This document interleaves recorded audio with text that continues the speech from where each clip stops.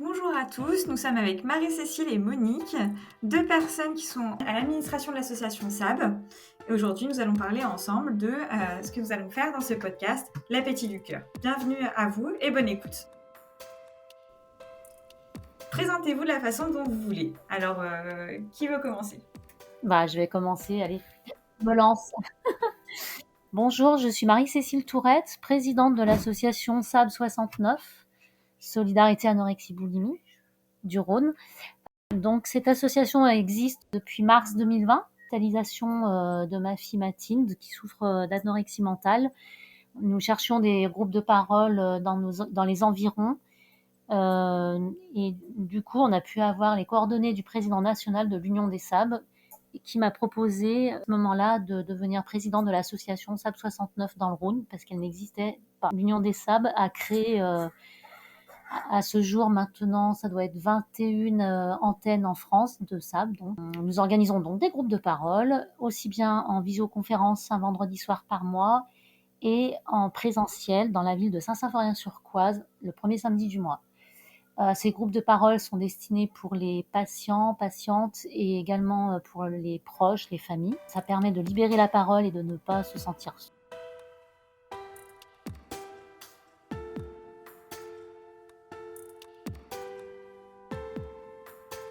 Cette association me tient à cœur parce que c'est une association qui permet quand même de pouvoir se livrer, pouvoir partager ce que l'on vit, ce que l'on ressent. Et le fait que ce soit, je trouve, ce qui est enrichissant, c'est le fait qu'il y ait le mélange des personnes qui souffrent de la maladie et leurs proches. Et personnellement, je trouve que cette association m'a beaucoup apporté et m'aide encore beaucoup.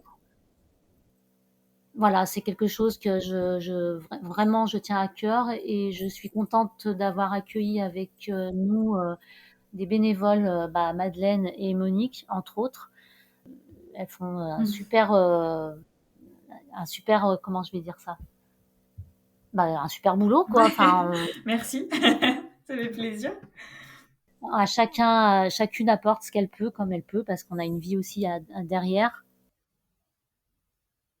Ok. Et toi, Monique, présente-toi de la façon dont tu le souhaites. Alors, bonjour, je suis Madame Bouteille-Monique. Je suis d'abord l'amie de Marie-Cécile et j'ai rejoint l'association en même temps qu'elle l'a créée. Je fais partie du bureau. Je suis touchée par cette pathologie côté de ma nièce qui a été anorexique et depuis plus de 20 ans. Il y a des hauts, il y a des bas, il y a des rechutes malheureusement. Je pense que elle a été très mal aiguillée et il y a 20 ans, c'est vrai que les soins et les conseils étaient différents. Je trouve que cette association permet aux parents, personnes qui souffrent de TCA, de pouvoir venir échanger et être guidés pour avoir des conseils pour les soins, pour avoir des adresses aussi pour les établissements, pour avoir des adresses des professionnels.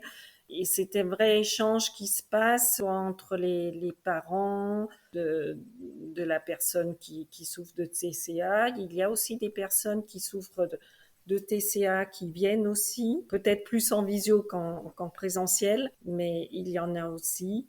Et ça permet aussi de connaître un peu plus cette maladie.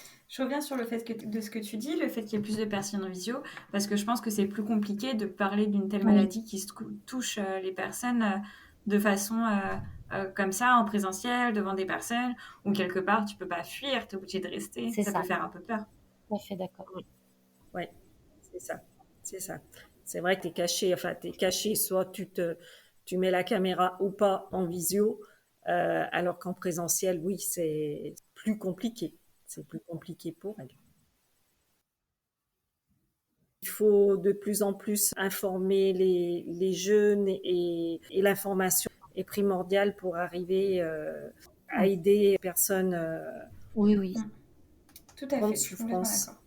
Et moi, c'est Madeleine. J'ai vécu avec l'anorexie pendant 1 an et demi. Aujourd'hui, ça va beaucoup mieux. Et puis, par des ricochets d'aide dans l'association, maintenant, aujourd'hui, je fais partie de l'association. Donc, j'essaye d'aider au mieux, de la façon dont je peux.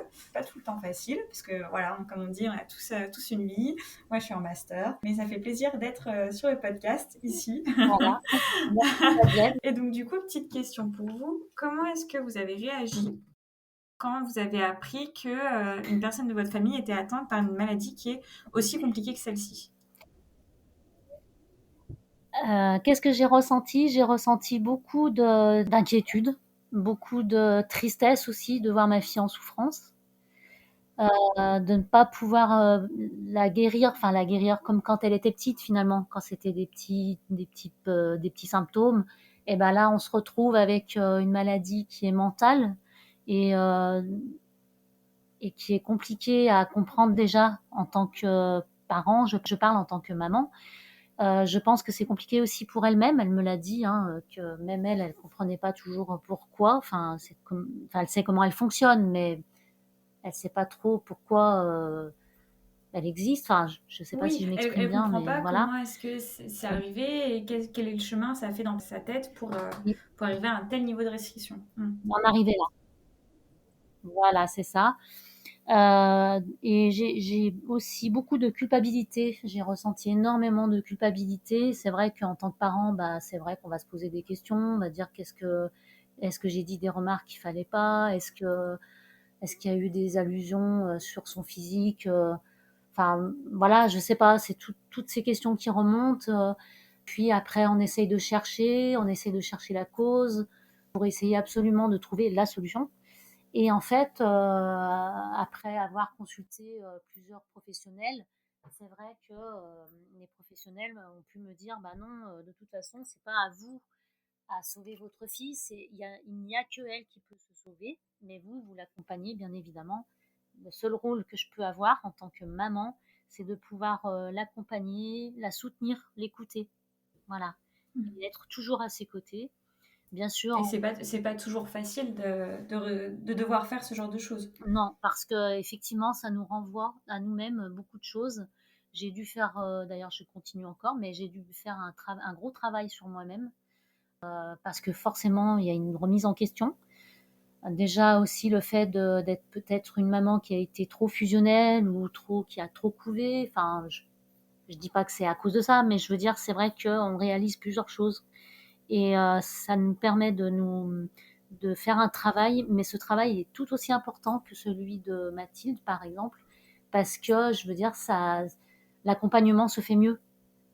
Du coup, on est beaucoup plus, je sais pas si c'est réceptif, mais on est plus, enfin pas attentionné parce qu'on l'est, mais on est beaucoup plus à l'écoute. Il y a déjà un recul qui se fait, et du coup, le fait aussi que soi-même on se remette en question, qu'on essaye d'évoluer sur certains points, je trouve vraiment que ça aide beaucoup pour échanger avec Mathilde et pour avancer. Alors, voilà. Ouais. Ouais, mais du coup, toi, ta position, elle est vraiment pas facile parce que tu culpabilises quelque part de pas avoir fait les choses comme tu dis bien, alors qu'en vrai, on peut pas les faire différemment. Enfin, c'est pas possible. Il y a plusieurs enfants, tous tes enfants ne sont pas atteints de troubles du comportement alimentaire et je suis pas sûre que tu as fait la différence entre tes enfants. Donc, tu as la culpabilité de dire peut-être que j'ai fait quelque chose de mal et en plus de ça, tu dois travailler sur toi pour pouvoir accompagner ton enfant. Est-ce que, toi et Monique, vous n'avez pas l'impression que quelque part votre souffrance est un peu étouffée pour laisser celle de la personne malade? Elle est dure la question. Ouais, elle est dure ta question. Alors, Bon, en fait, c'est différent parce que c'est pas ma fille, c'est ma nièce. Donc, puis c'est Ouais. vrai qu'il y a 20 ans, ben oui, quand on a mis un nom anorexie, bon, c'est moi qui ai guidé un peu ma belle-sœur parce que j'avais dû entendre peut-être ou voir des reportages par rapport à ça et il y avait des signes évocateur. qui, qui étaient là et effectivement. Mais oui, après j'ai essayé d'être le plus présent pour ma belle-sœur parce que oui, elle savait pas ce qui lui arrivait, quoi. Enfin, oui, quand j'entends Marie-Cécile dire, bah oui, déjà on pense que c'est de notre faute, Oui. qu'on a mieux fait avec tel enfant et pas tel enfant. Voilà, je pense pas. Voir. Il y a peut-être des causes, mais je pense qu'il faut pas se flageller finalement. Faut pas se dire c'est de ma faute finalement. Que non, malheureusement, comme on dit, c'est déjà une maladie mentale.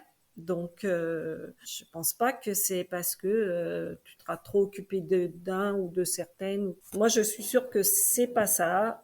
C'est une souffrance. Et les questions que je me pose, est-ce que finalement cette maladie est sous-jacente depuis plusieurs années et que quand on découvre cette maladie, c'est déjà bien avancé dans la maladie. Je suis complètement d'accord avec toi parce que la définition de l'anorexie mentale selon le DSM, c'est aussi une perte de poids C'est importante. ça. Sauf que pour arriver à une perte de poids importante, il faut déjà avoir eu des restrictions alimentaires beaucoup, beaucoup plus importantes que ça, mais bien, bien avant. Par exemple, quand moi je pense à ce que j'ai vécu, avant d'être Mmh. déclarée dans l'anorexie mentale, j'ai peut-être fait 3 à 4 ans d'anorexie, enfin Ouais. de restrictions alimentaires, on va dire restriction parce que ça ne rentre pas du coup dans le DSM, mais ça reste de la restriction alimentaire, on y pense quand même quotidiennement, et avant que ça soit une maladie qui se voit sur le physique, ça reste tout d'abord une maladie mentale. Donc, Ouais, ouais. Ça, je c'est trouve que c'est sûr. important de le Ouais. dire parce que généralement, on a une légitimité à être malade, que ce soit de la boulimie, de l'anorexie, de l'hyperphagie, parce que ça doit se voir sur le corps. Alors qu'en fait, pas du tout. On peut être anorexique et peser 70 kilos ou être boulimique et en peser 40. C'est totalement possible. Mais peut-être que ça ne se voit pas encore ou peut-être qu'on a une morphologie particulière qui fait que ça ne se verra sûrement jamais. Et dans ces cas-là, c'est 2 fois plus difficile à traiter. Oui, oui, c'est tout à fait ça. Et pour rebondir dessus, Mathilde, c'est vrai que les médecins nous avaient bien expliqué que l'anorexie était présente déjà bien avant, justement, ce que tu expliques au niveau d'apparence physique.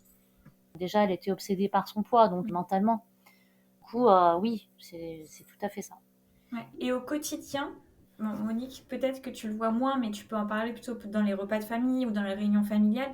Mais au quotidien, qu'est-ce qui a changé de avant, on ne savait pas qu'elle était anorexique, et après, maintenant on le sait. Qu'est-ce qui a changé dans le fait de le savoir ou pas le savoir, les comportements ou Déjà, ben, elle s'est coupée de tout. Elle s'est coupée de tout. Donc, les repas de famille, elle n'était pas là. Elle a passé à côté de beaucoup de réunions de famille. Oui, oui, oui, ça, c'est clair et net.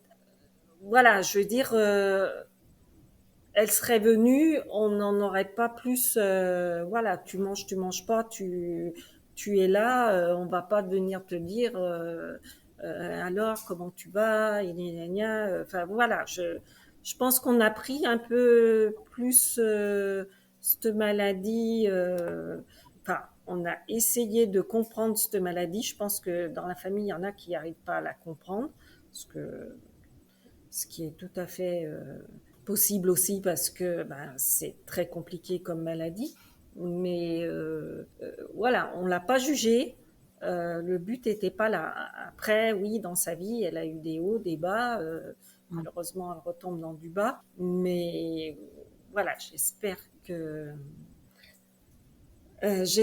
va pas plus se couper de personnes parce que ça aussi, l'isolement, c'est enfin, il faut pas qu'il y ait l'isolement total parce que bah, Ouais. malheureusement, c'est c'est la rechute, quoi. Et oui, parce que Rechute. pour revenir juste à ce que tu viens de dire, justement, Mathilde, tu vois, Ouais, je rebondis sur ce que Monique vient de nous dire. En fait, c'est vrai ce que tu dis par rapport à l'isolement, parce que Mathilde s'est mise dans un micro-monde avec son copain.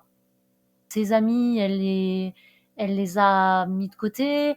La famille, elle a beaucoup mis de côté la famille. En fait, même encore actuellement, aujourd'hui, par exemple, elle n'écrit qu'à moi, finalement. Et là, elle reprend un petit peu avec ses sœurs parce que je sais plus de quoi on a parlé et du coup, il y a eu un petit dialogue entre elles. Bon, voilà, c'est un petit début, c'est déjà ça.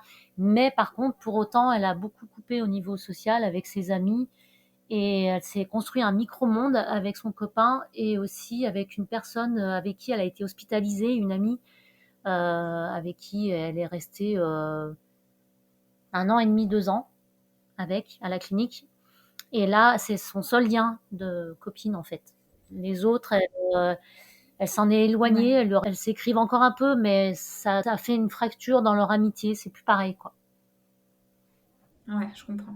Et vous, dans votre parcours, qu'est-ce qui a été la chose la plus dure auquel vous avez été confronté et comment vous avez fait pour la surmonter? Ouais, elles sont dures mes questions.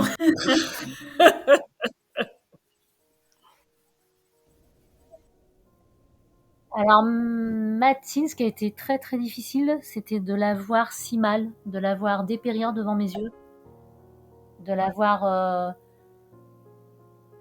J'espère que je vais pas être maladroite, mais mourir de faim en fait, et que je sais bien que c'était pas elle, que c'était la maladie, et c'est terrible Ouais. de l'avoir vue autant en souffrance parce qu'on sentait que derrière elle était pas, elle n'a pas été longtemps dans le déni, et ce qui fait que derrière elle était consciente un petit peu quand même de ce qui lui arrivait, mais elle pouvait pas lutter. Et j'ai beaucoup souffert de la voir comme ça. Et il y a un événement qui m'a énormément mis par terre. Alors ça peut paraître bête, mais c'est quand elle a eu la sonde gastrique. Ça a été un moment mais terrible pour moi, enfin pour elle aussi évidemment, hein. C'est pas ce que je dis, mais pour mon ressenti. C'est un moment terrible parce que, alors je vais raconter un petit peu l'histoire. J'étais au restaurant avec des amis et Mathilde était déjà donc hospitalisée, et à ce moment-là, elle m'envoie une photo en me disant: ça y est maman, coucou maman, ça y est, j'ai la sonde. Et elle envoie la photo avec la sonde. Et je sais pas,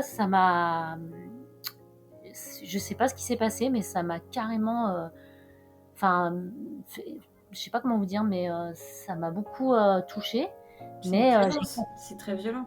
c'est très violent, et j'ai éclaté en sanglots à tel point que j'ai été obligée de quitter le restaurant parce que je pouvais plus. Du coup, je pouvais même plus manger du coup, et ça m'a, mais je sais pas comment vous dire, mais ça m'a vraiment fait mal quoi. Enfin, voilà. Et comment tu as fait pour du coup surmonter cette épreuve? Enfin, il m'a fallu du temps. Il m'a fallu beaucoup de temps. Et comment j'ai fait? Bah, j'en ai parlé aussi avec elle. Elle m'a dit: bah oui, mais c'est ce qui me permet de me renutrir. Du coup, je l'ai vue de ce côté-là, la sauver en fait de sa dénutrition en quelque sorte. Donc, j'ai vu ce côté-là, et Ouais, c'est ce qui m'a aidée, c'est d'en parler avec elle en fait, je crois. Voilà. ok, d'accord. Et toi, Monique, quel est l'événement qui a été le plus dur Et ben, c'est à la deuxième hospitalisation à la clinique d'Annemasse qu'elle est partie vraiment, enfin qu'elle a été hospitalisée, mais vraiment en urgence. Et du coup, là-bas, ils l'ont emmenée en urgence parce qu'elle a fait un arrêt cardiaque à l'hôpital. Donc oui, bah, on était tous, on était tous à se demander si on allait la revoir ou pas, quoi, parce que bah oui, c'était le moment le plus choquant. Oui, oui, elle était encore très jeune, elle était encore mineure à ce moment-là. C'est voilà. Et euh, et après, bah oui, après, moi je l'ai plus vécu par le biais de sa maman, ce qu'elle ressentait, ce qu'elle. Sinon, oui, moi je l'ai pas vu avec sa sonde gastrique, voilà. Oui, mais tu as quand même vécu des émotions fortes quand tu racontes pour l'hôpital ou le fait que tu sais Oui, pas si tu vas oui, la oui, oui, revoir, oui, oui, oui. c'est pas rien non plus, Oui, quoi. oui, parce que moi j'ai 3 filles qui sont en bonne santé, et voilà, j'imaginais bien si une de mes filles était anorexique et était dans le même état que leur cousine, voilà, je me voyais, enfin je ressentais ça par rapport à ma belle-sœur, quoi. Donc, oui, c'est très violent, c'est très violent. Ouais, ouais. Et qu'est-ce que tu as fait du coup pour surmonter ça? Alors après, j'ai pu beaucoup lui écrire des lettres quand elle était à D'accord. Annemasse, Ok. parce que nous, les visites, on pouvait pas y aller. Il y avait d'écriture, des lettres qu'on pouvait lui envoyer. Donc voilà, on essayait d'être là par les mots, voilà, simplement par les mots, parce que les gestes, D'accord. on ne pouvait pas, ni la parole, on ne pouvait pas l'appeler. Donc voilà, on s'est beaucoup écrit. Et elle a beaucoup écrit, ça j'ai su aussi. Oui, Et donc, du coup, ça t'a aidé à avoir de ces nouvelles par ce biais-là ou... oui, Ok. De oui, garder le oui, lien, oui, en oui. fait. Oui, c'est ma nièce qui est très Ok. proche de ma fille aînée. Elles n'ont pas trop d'écart d'âge, elles ont toujours été très proches. Donc oui, il fallait faire quelque chose aussi, ne serait-ce que pour ma fille, pour aussi lui expliquer et tout, pour leur expliquer ce qu'il en était un peu de cette maladie, parce que voilà, elles étaient plus jeunes et leur faire comprendre, Ok. c'est pas facile non plus de savoir que leur cousine est en souffrance, c'est pas facile non plus, quoi. Non, non, non, en effet. En effet. Et aujourd'hui, qu'est-ce que l'association t'apporte? Alors, elle m'apporte encore plus, alors en ayant beaucoup de témoignages, soit des parents, soit des personnes souffrant du TCA, de comprendre encore plus cette D'accord. maladie et d'essayer de pouvoir encore plus continuer cette association, de la faire encore plus vivre pour arriver encore à aider le plus possible de personnes adultes ou mineures souffrant de TCA. Et toi, Marie-Cécile? Qu'est-ce qu'elle m'apporte, l'association? Ouais, qu'est-ce qu'elle t'apporte? Pourquoi? Qu'est-ce qui te motive à... Parce que c'est du boulot quand même. Donc, c'est qu'elle doit t'apporter quelque chose en retour. Oui, elle m'apporte beaucoup. Comment je vais pouvoir dire ça? Elle m'apporte beaucoup de. Il y a moins de solitude. Enfin, pas, non, c'est pas la solitude. Je ne peux pas expliquer, mais alors, cette association, elle me tient à cœur et elle m'apporte ça, comment dire, de bien quand même, même si c'est, même si on entend beaucoup de souffrance, mais on se sent quand même moins seul. Il y a des choses qu'on arrive à partager et on se sent il y a peut-être un peu moins de culpabilité du coup. Ce qui est important, c'est que cette association, comme disait Monique tout à l'heure, ce qui est important, c'est de une sensibilisation au TCA, mais aussi de la prévention. Donc, je pense que c'est important d'agir en amont pour les ados avant, pour leur expliquer surtout, je veux dire, que ces maladies existent et qu'elles sont, alors elles sont malheureusement encore tabous, mais qu'il ne faut pas avoir peur d'en parler. Et surtout aussi de pouvoir repérer des signes, même chez des copains, des copines, frères et sœurs, ou peu importe. Et ça me donne de l'espoir, ça m'apporte de l'espoir, justement. C'est ça, ça m'apporte de l'espoir pour qu'un jour on puisse de plus en plus apprendre, enseigner aussi bien aux ados les risques de ces maladies, les risques des réseaux sociaux qui incitent à faire des régimes, enfin voilà, toutes ces choses-là. Et, voilà, au niveau de prévention scolaire notamment, et pédagogie des parents, c'est voilà, c'est ça qui porte l'espoir. Ouais, je comprends. Et aujourd'hui, qu'est-ce que vous faites pour aller mieux? Ça peut être n'importe quoi. Tu peux l'interpréter de n'importe quelle façon différente. Qu'est-ce que tu fais Qu'est-ce que pour je aller fais mieux? pour aller mieux? Bah, je crois déjà que je me suis prise en main. Je fais un gros travail sur moi-même. Je sais pas si ça répond à la question, mais Bah je si, me suis prise en si, main. si. Voilà. Je me- Peut-être que dans ta vie, tu vois plus clair grâce à ça, ou je sais pas, tu as pu mettre de la distance, Donc, oui, c'est ça. Tout à fait. C'est un gros travail sur moi-même, mais qui n'est pas facile, mais ça m'aide à aller mieux, du coup, quand même. Parce que, comme tu dis, on se retrouve face à soi-même et on percute des choses qu'on n'avait pas du tout conscience, en fait. C'est incroyable, d'ailleurs, hein. Et je trouve que, bah, en fait, je trouve que je me fais un beau cadeau pour ça. Et un beau cadeau pour Mathilde. c'est super chouette. Et toi, Monique, qu'est-ce que tu fais pour aller mieux? Alors moi, pour aller mieux, je fais du pilates. J'ai 1 heure de pilates par semaine. C'est 1 heure où je prends pour moi, où j'apprends à respirer, où j'apprends à me concentrer sur moi. Et voilà. Bah, c'est super. Voilà. Je précise que le sport est à faire dans la limite des capacités corporelles disponibles. Oui, oui. On est d'accord. On est d'accord. Je trouve que sur ce podcast, ce genre de phrase est le bienvenu. Voilà. Et Ouais. est-ce qu'il y a un message que vous voulez faire passer? Un truc que vous voulez dire? Oui, je pense quelque part, j'ai un message à faire passer, c'est que la maladie, elle est vicieuse quand même. Et du coup, bien sûr, bien sûr, elle touche directement la personne, c'est évident. Mais ce qu'il faut savoir, c'est qu'il y a un gros impact aussi au niveau de la famille. C'est la faute de personne, évidemment. Ça, il faut bien l'entendre aussi, hein, c'est la faute de personne. Mais ça permet aussi, le message, c'est de se dire que finalement, bon, elle est là, la maladie. Bon, c'est vrai qu'elle est là, on ne sait pas comment la soigner, en tout cas nous les proches.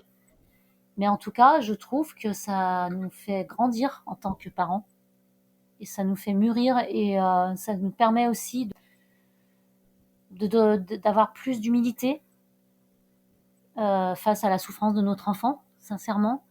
Ça nous permet de nous remettre en question et je pense que vu que la maladie est là, bien sûr, Mathilde fait son travail, mais si nous, en tant que parents et proches, on ne fait pas un travail à côté, je trouve que c'est égoïste.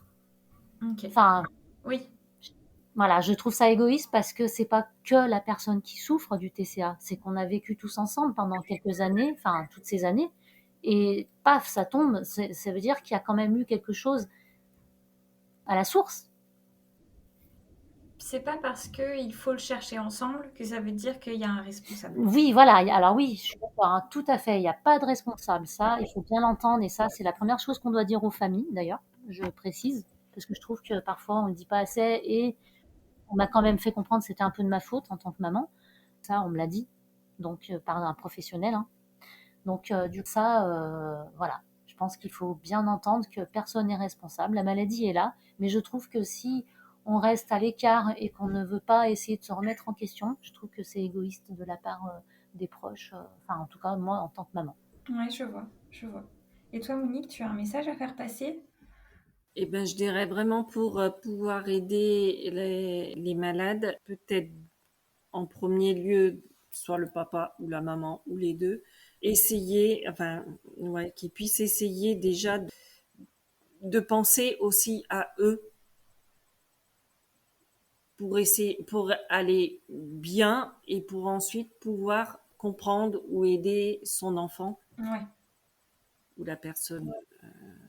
Je sais pas si je suis Enfin, claire. la façon dont je le reçois, c'est il faut être équilibré pour avoir la prétention de pouvoir écouter quelqu'un qui va mal. Voilà. Ouais. Après, Oui, tout à fait. c'est la façon. C'est peut-être mal dit, mais en même temps, nous ne sommes pas des Oui. professionnels. Nous n'avons pas la science infuse. On dira sûrement plein de choses mal sur ce podcast. On va s'améliorer. On va s'améliorer avec Ouais, le ça veut temps dire. et l'expérience, hein. On va. Exactement, exactement. Et est-ce que vous avez des recommandations? Et si ça vous va, on finit là-dessus. Est-ce que vous avez des recommandations, des films, des séries, de la musique, du théâtre, des choses qui vous avaient fait du bien à un moment donné, que vous voulez partager, ou un spectacle, un artiste, ça peut être n'importe quoi. Un livre, un podcast. Pas le nôtre, ça serait tricher. Oui, ce serait tricher, hein. Oh là. Je pense qu'il faut pas avoir peur de. Ouais, mais là, tu parles de loisirs, ouais, d'accord. Ouais, je parle J'allais. plutôt de Ouais. loisirs. Après, si tu veux redire un mot de la fin, tu peux redire un mot de la fin. Non, je disais qu'il ne faut pas avoir peur de faire appel à d'autres professionnels que des médecins. Ouais. C'est ça que je voulais dire. Par exemple, le Reiki, c'est un loisir aussi. Enfin, si on apprend à faire du Reiki ou ces choses-là. Ah bah c'est super. Ah oui, oui, Il oui. y a le yoga aussi, je trouve, qui est très bien. Moi, j'ai vu des Ok. témoignages de personnes souffrant d'anorexie euh, qui témoignent avec le yoga en expliquant que ça les a beaucoup aidés justement à sortir de leur maladie. Après, il n'y a pas de tout ça, hein, on est d'accord. Mais le yoga aide beaucoup. C'était l'appétit du cœur. Merci de nous avoir écoutés jusqu'au bout. Vous pouvez nous laisser un petit commentaire, un petit like, ça fait toujours plaisir. Et puis j'espère à très bientôt.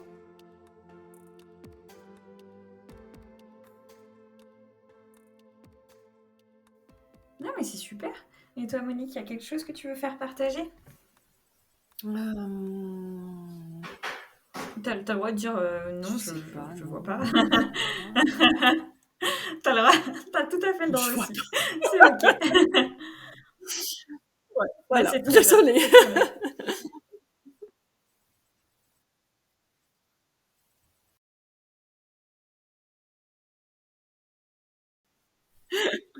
C'est bon.